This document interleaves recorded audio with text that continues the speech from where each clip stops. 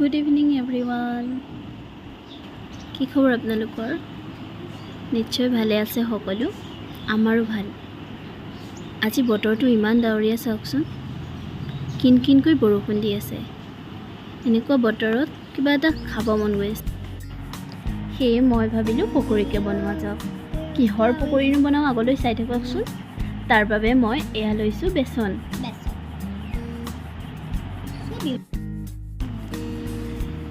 এতিয়া ইয়াত দিছোঁ মই কেইটামান তিল ছটিয়াই, আৰু সৰু চামুচেৰে 3 চামুচমান মই আটা দিছোঁ, কাৰণ পিঠাগুড়ি নাছিলে ঘৰত, পিঠাগুড়ি দিলে আৰু ভাল লাগে খাবলৈ। আৰু এতিয়া সোৱাদ অনুসৰি নিমখ। এয়া চাওক, মই যে আপোনালোকক কৈছিলোঁ কিহৰ পকৰীনো মই বনাম। এয়া মই কলডিল ফুলৰ পকৰী বনাম। তাৰ বাবে মই এয়া কলডিল ফুলখিনি লৈছোঁ আৰু মাজৰ পৰা এই ফুলটো আঁতৰাই দিছোঁ।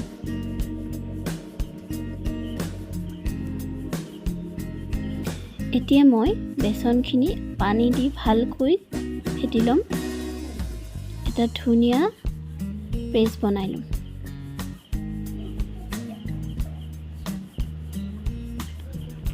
এয়া চাওক, মোৰ পেষ্টখিনি তৈয়াৰ হৈ গৈছে। এতিয়া মই কলফুলখিনি এয়া লৈছোঁ ফুল, আৰু অলপ কাটি লৈছোঁ পিঁয়াজ আৰু কেঁচা জলকীয়া দি। মই 2 ধৰণে পকৰী বনাম। এতিয়া মই এই কেৰাহীত ৰিফাইন তেল দি দিছোঁ। এতিয়া মই কলফুলখিনি বেচনত ভালকৈ ডুবাই দিম, বেচনখিনি ভালকৈ লাগে যাতে। এতিয়া কেৰাহীত দি দিছোঁ এপাহ এপাহকৈ।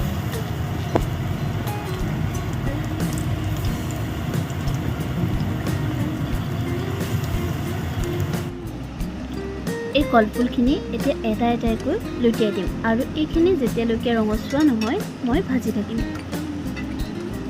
এয়া চাওক, মই লুটিয়াই লুটিয়াই ভাজি আছোঁ। অলপ অলপ ৰঙচুৱা হৈছেই, আৰু অলপ টাইম ভাজি ল'ব লাগিব।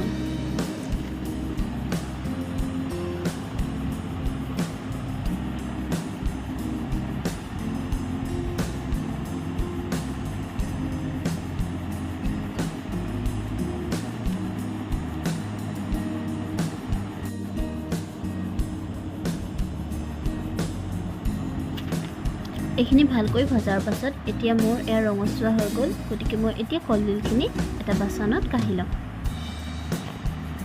এতিয়া বাতিটোত মই পিঁয়াজ, কাটি লোৱা কেঁচা জলকীয়া, ধনিয়া আৰু কাটি লোৱা কলডিলৰ ফুলখিনি দি এইখিনি ভালকৈ মিক্স কৰি ল'ম।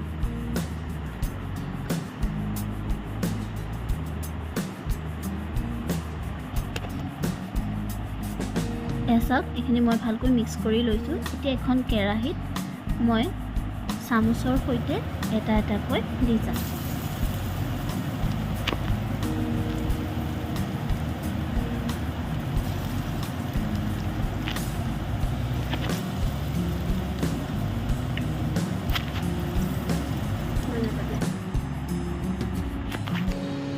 এতিয়া এইখিনি এটা এটাকৈ লুটিয়াই যাব লাগিব।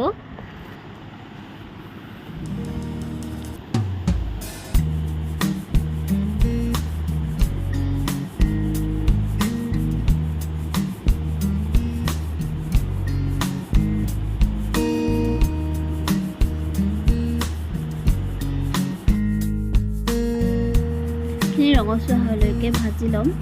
এয়া চাওক, মোৰ কলডিলৰ পকৰী ৰেডি হৈ গ'ল। এনেকুৱা ডাৱৰীয়া বতৰত পকৰী খাবলৈ খুব মন যায়। কলডিলৰ ফুলখিনি পেলাই দিয়াতকৈ এনেধৰণে পকৰী বনাই খাই চাবচোন। খাবলৈ বহুত সোৱাদ লগা আছিলে। আপোনালোকেও বনাই খাই চাবচোন, আৰু কেনেকুৱা লাগে জনাবলৈ কিন্তু নাপাহৰিব দেই।